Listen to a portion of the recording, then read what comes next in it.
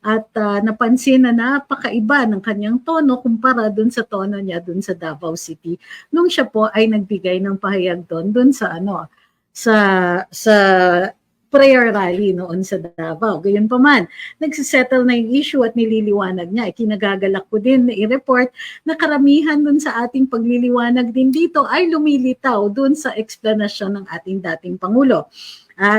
Including yung sa paghihiwalay ng Mindanao, yung mga proposals dito sa pagbabago ng saligang batas. Okay, so let's get right down to it. Ang kabuuan niyan, ang buod nito ay simple lang. Number one, he has taken the stand na, first of all, hindi niya gusto. Ang personal niyang pananaw ay hindi siya sang-ayon sa pagbabago ng saligang batas. Wala siyang nakikita na may problema dito at okay daw, maganda ang ating 1987 Constitution. Mahalaga ito. Ayaw na ayaw niya, do not tinker with the Constitution. Gayunpaman, alam niya na bahagi din ng ating saligang batas ang pagbabago nito. So, sticking to the Constitution, okay rin daw lang sa kanya ang pagbabago nito. Ngunit, ang pinakaayaw at pinagbabawal ng saligang batas ay kapag ang mga tao ay magbe-benefit dito, lalong-lalo na pag in-extend ang term. Sinabi ng Pangulo, ang mga opisyalis nito ay inelect for a particular term and that they should stick to that.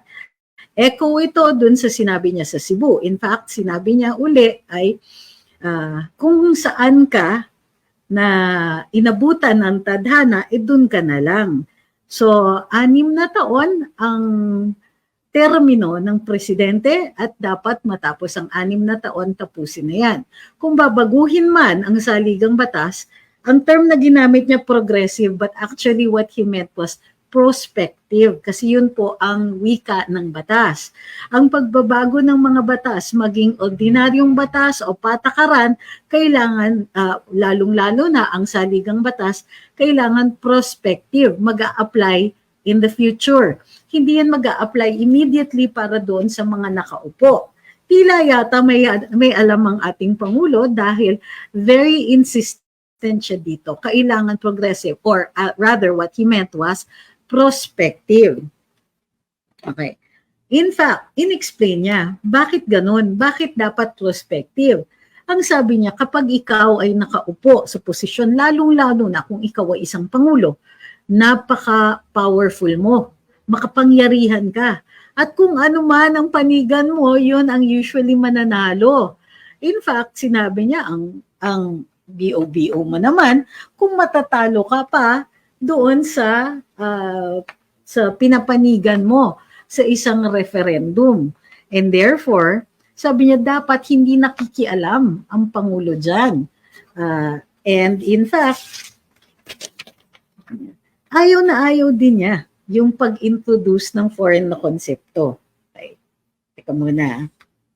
So, bilang pagbabahagi ng kanyang personal na posisyon sa pagbabago ng saligang batas, bukod sa in-underscore niya na hindi siya sang-ayon sa kahit anong pagbabago nito, sinabi din niya na wag daw sana mag-introduce ng mga foreign na konsepto with the intention of not within the intention of the original franchise. Meaning kung ano ang tungo o intensyon ng saligang batas, wag silang lumayo doon. Kahit nga daw ang mga economic provisions, sabi niya, I don't care. Pero kung siya mismong tatanungin, hindi siya sang-ayon din sa pagbabago nito. Okay, ulitin ko para doon sa mga medyo panatiko. Tungkol dito, bukod pa dyan, inulit din niya. Ang federalism and so on ay medyo foreign yung konsepto. Sabi niya, kinasanayan na, kinagisnan natin ang presidential system. Huwag na tayong lumayo doon.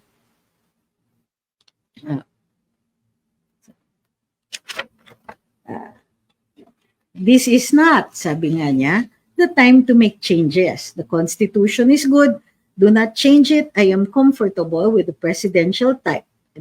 That is his personal opinion.